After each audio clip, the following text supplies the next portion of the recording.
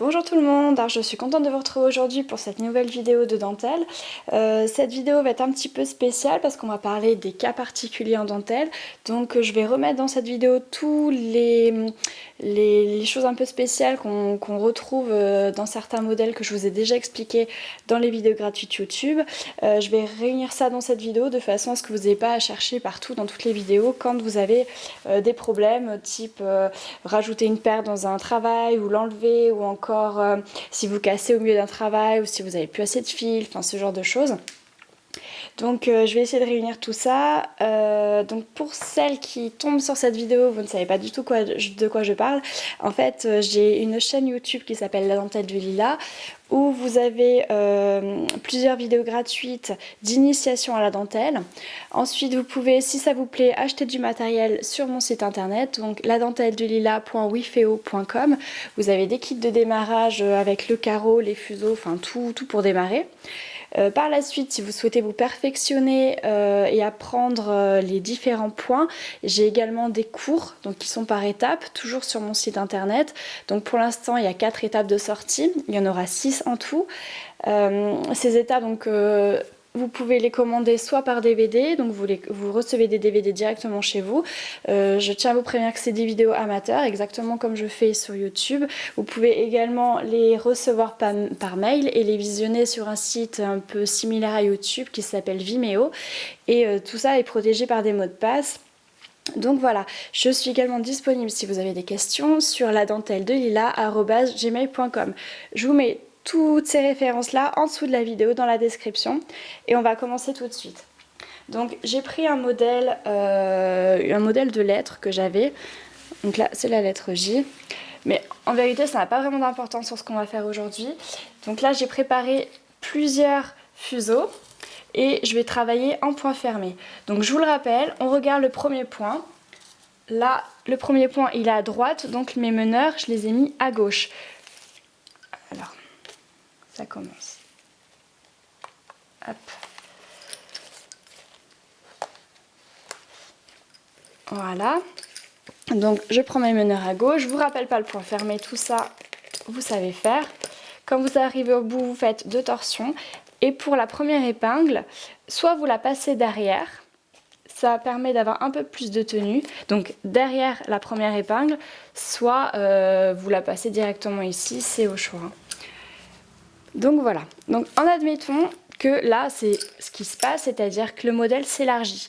Donc quand le modèle s'élargit, vous avez 2 solutions, soit vous continuez en point fermé et vous faites un crevé au milieu, c'est-à-dire vous rajoutez des torsions, soit vous vous arrêtez ici en point fermé et vous continuez en point ouvert, soit vous rajoutez des fuseaux et vous faites tout en point fermé.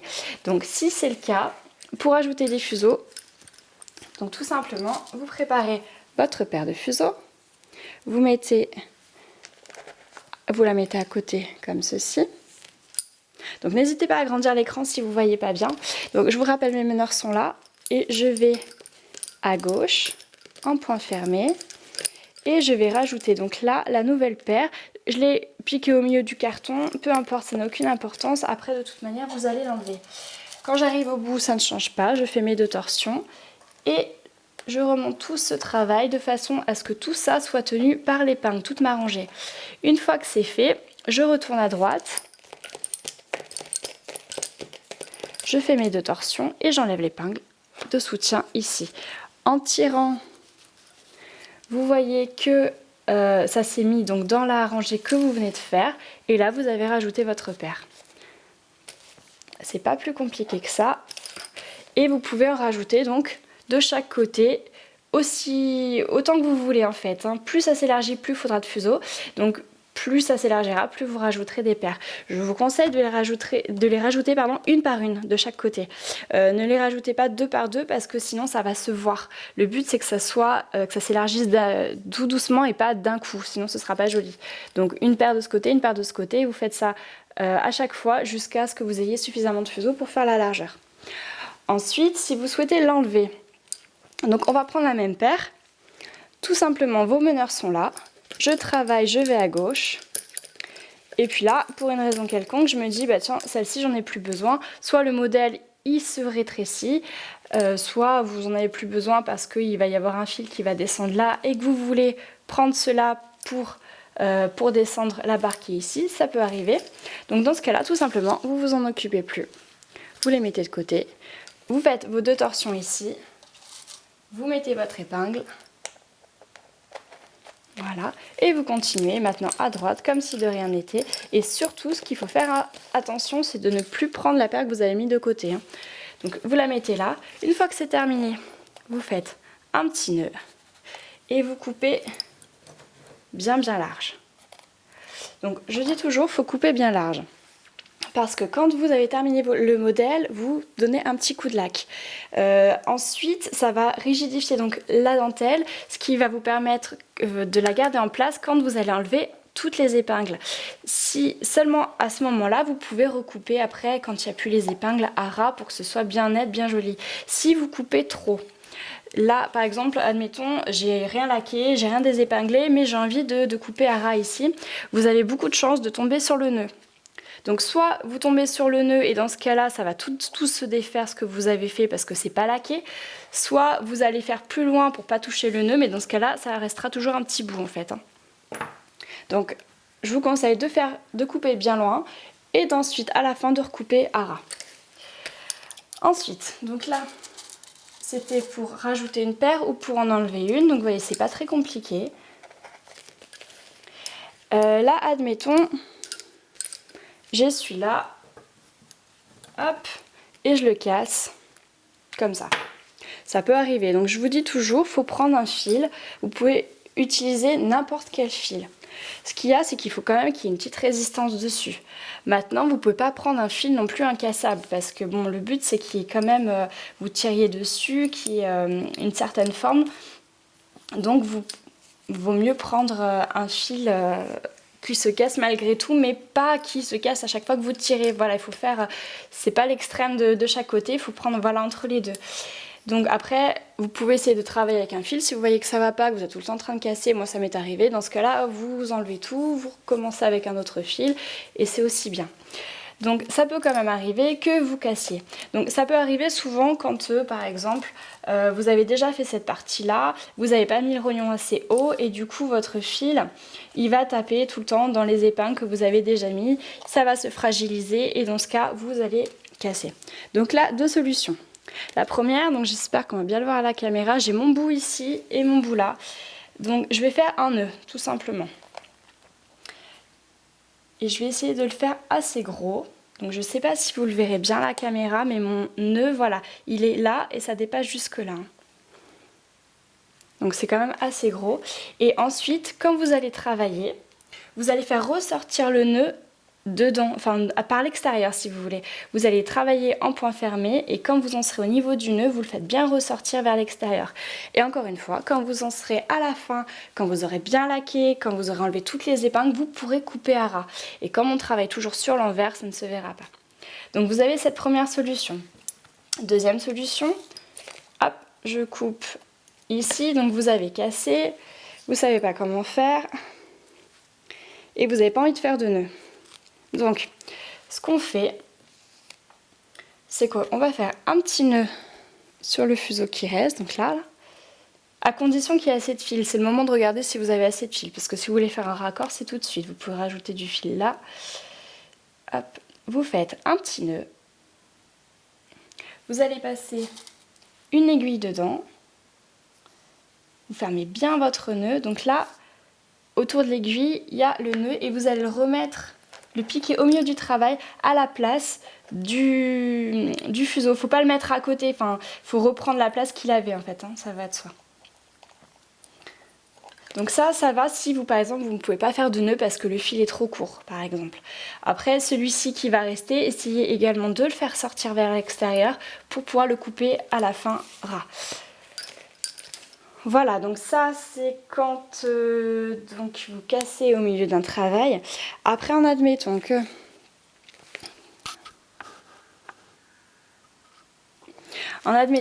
ici, vous n'ayez pas assez de fil. Donc là, c'est le cas sur celui-ci, j'ai mis très peu de fil. Donc là, vous n'en avez pas assez pour terminer votre travail. Donc faites attention, des fois c'est trompeur. Hein. Des fois vous pensez que vous n'en avez pas assez et finalement, ça dépend quel point vous utilisez. Mais souvent dans un point fermé, c'est assez facile de regarder. Vous faites tout simplement le modèle puisqu'ils vont droit. C'est un petit peu plus compliqué pour la grille. Donc là, ce que vous faites, vous coupez au niveau du nœud. Donc le nœud ici entre l'ancien fil et celui que vous êtes en train de travailler, vous le coupez.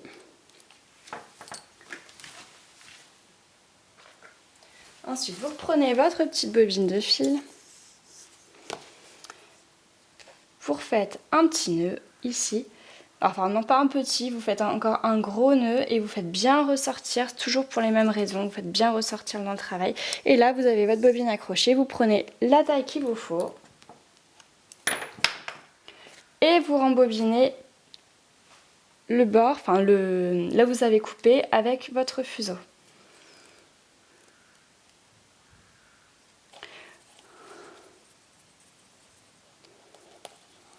Voilà. Donc ça, c'est si vous n'avez pas assez de fil. Ensuite, qu'est-ce que je peux vous dire d'autre? Comme vous le voyez, là, ça se fait en deux parties. Donc, vous allez faire d'abord cette première partie et là, vous allez crocheter. Donc, vous crochetez, c'est toujours pour assembler deux parties entre elles. Ce qui est bien, c'est de crocheter chaque paire quand on en a la possibilité.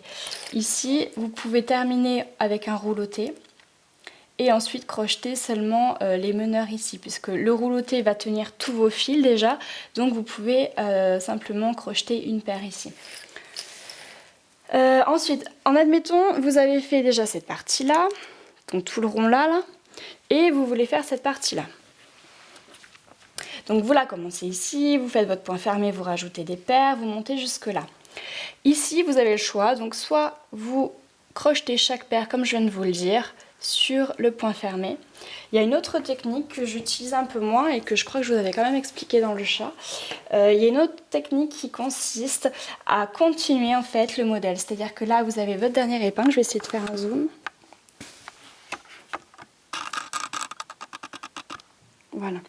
Donc là vous avez votre dernière épingle ici. Là donc vous devriez remonter jusque là et tout crocheter. Là vous avez donc cette technique, vous continuez le point fermé et vous rajoutez en fait dans ce que vous avez déjà fait, vous passez par dessus. En fait les personnes qui ont pris l'étape 1 vont savoir un peu de quoi je parle parce que je vous ai appris à passer par dessus un modèle. Donc là vous repassez par dessus le modèle comme je vous ai appris dans l'étape 1 et ensuite vous finissez avec des nœuds. Donc les nœuds vous les prenez deux par deux. Vous les prenez deux par deux et vous faites tout simplement des petits nœuds. Et en faisant ça, par contre, les deux parties ne sont pas rattachées. Mais sur certains modèles, certaines dentelières font ça. Si vous avez l'intention, par exemple, après de le coudre, vous n'avez aucun intérêt, par exemple, à rajouter... à rassembler ces deux parties. Si vous voulez le mettre dans un cadre ou le coller ou faire ce que vous voulez mais que vous n'avez pas besoin de les rattacher, vous pouvez utiliser cette technique-là. N'oubliez pas qu'on travaille toujours sur l'envers. Donc quand vous terminez cette partie-là, vous serez au milieu du travail de cette partie-là. Ça ne se verra pas puisqu'on retourne. Voilà, donc ça c'était une autre technique. Ensuite... Je crois que là, pour le coup, je vous ai tout dit. On termine donc soit en rouloté, comme je vous ai expliqué là. Donc les roulotés, on prend... Donc moi, je suis droitière, je prends celui de droite. On allonge le fil. On prend le reste en paquet et on passe autour. Comme ceci. Et ce, autant de fois que nécessaire. C'est-à-dire que vous ne faites pas 3-4 trucs, hein, enfin rouloter, vous faites selon la grandeur qu'il y a à la fin. Là, il faudra peut-être en faire 7 ou 8. Des fois, vous avez des grands roulotés à la fin. Ça peut arriver pour les marque-pages, par exemple. Vous avez votre marque-page qui fait comme ça. Et à la fin, vous avez ça de rouloté pour faire joli, pour faire des petites franges. Donc là, c'est vraiment le modèle qui vous guidera pour le rouloté. Ou sinon, vous prenez tous... Vous les prenez tous deux par deux, vous faites des nœuds ici, de ici. Et au niveau des meneurs, vous les prenez par 4. Parce que les meneurs sont en général, quand vous terminez, derrière une épingle.